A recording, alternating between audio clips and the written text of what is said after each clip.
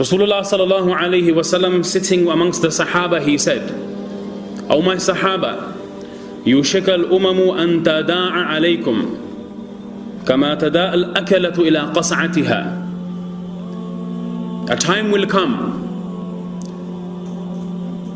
where how you one another, you call yourselves, call each other to a plate, to a banquet, how people who are consuming food, they call one another. People will call one another to consume this ummah in exactly the same way. يُوشِكَ الْأُمَمُ أَن تَدَاعَ عَلَيْكُمْ. People will call one another against you.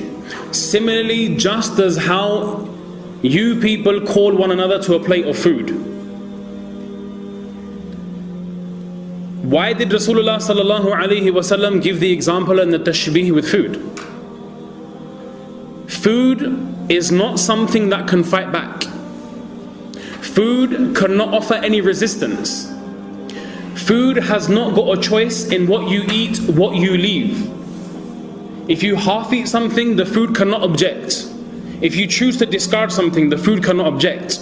If you want to swallow something in whole, the food cannot object. Every word of Rasulullah sallallahu alaihi wasallam is absolutely amazing. The balaghat and the wisdom and the rhetoric and the profoundness. Ulama mentioned, he made tashbih with food. He gave the example with food. Why? Because food cannot fight back. When the Sahaba radiyallahu ta'ala anhum ajma'in, they heard this, it was extremely difficult for ever them to perceive a condition like this fall in the ummah of the Prophet sallallahu alaihi wasallam. One of the Sahaba radiyallahu anhum ajma'in, they ask, "Amin qillatin nahnu yawma idhin?" O Prophet of Allah, will it be because we are few in number? Will it be because we are less? Will it be because our numbers have diminished and dwindled? The Prophet sallallahu alaihi wasallam, he said, "Bal antum yawma idhin kathir." No, my Sahaba, rather you will be massive in number. وَلَكِنَّكُمْ غُثَاءٌ كَغُثَاءِ السَّيْلِ. But you will be as insignificant as the scum in the flood. When floods come, they bring dirt and filth with it. You will be just like this. You will have no izzat in society. You will have no maqam in the sight of the people. You will have no prominence left in the worldly life. You will not be able to call respect like you once did. Badr, 313 Sahaba. Enemy of Makkah, the Quraysh, 1,000. Victory belonged to this ummah. The battle of Uhud, 700 against 3,000. Initially, due to mistake, later on Muslims suffered, but victory was initially for this ummah.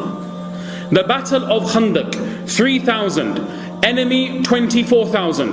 Victory belonged to this ummah. The battle of Sham, enemy Muslims 1,000. Enemy of that time 100,000. Victory still belonged to this ummah. The battle of Muta, Muslim 3,000. Enemy Byzantine Qaba'il of Arab 200,000. By the qasam of Allah, victory still belonged to this ummah. Amin qillatin nahnu yawma idhin. Are we going to be less in number? Bal antum yawma idhin kathir. You'll be in multitudes. You'll have many people. You'll be insignificant. You won't have no haysiyat in this world. You won't have no value left. Prophet sallallahu alaihi wasallam, he mentions the reason why. Allah Ta'ala will take out from the hearts of your enemies any fear for you, any izzat and any khawf. وَلَيَقْذِفَنَّ اللَّهُ فِي قُلُوبِكُمْ الْوَهْنِ. Allah Ta'ala will put in your hearts this thing of wahan. Sahaba were not used to this word. They said, Ya Rasulullah, what is wahan? قِيلَ وَمَا الْوَهْنُ ya Rasulullah. What is this word? We don't know what this word means. Rasulullah sallallahu alayhi wasallam, he mentioned, oh my Sahaba, your downfall will not be because you have a lack of education. Your downfall is not because you will have a lack of worldly accolade. Your downfall is not because you have a lack of wealth. Your downfall is not because you don't have access to natural resources. Your downfall is not because of the fact that you have no longer got big buildings, big businesses. No, my Sahaba, the cause for your downfall will be two. You will become too attached to this worldly life, and you will be afraid to leave this worldly life and meet Allah subhanahu wa ta'ala. Hubbud dunya wa karahiyatul maut. You will be too involved in the worldly life, and you will fear the time of death and meeting Allah. What's happened to this ummah? We want to sit, we want to think of the reasons. Everyone will have their own theory. Everyone will come up with their own plan. How to make the ummah back to normal. If you do this, this will happen. If you do that, that will happen. Sahaba radiallahu anhum ajma'in, they understood Deen. They were the true heroes of Islam.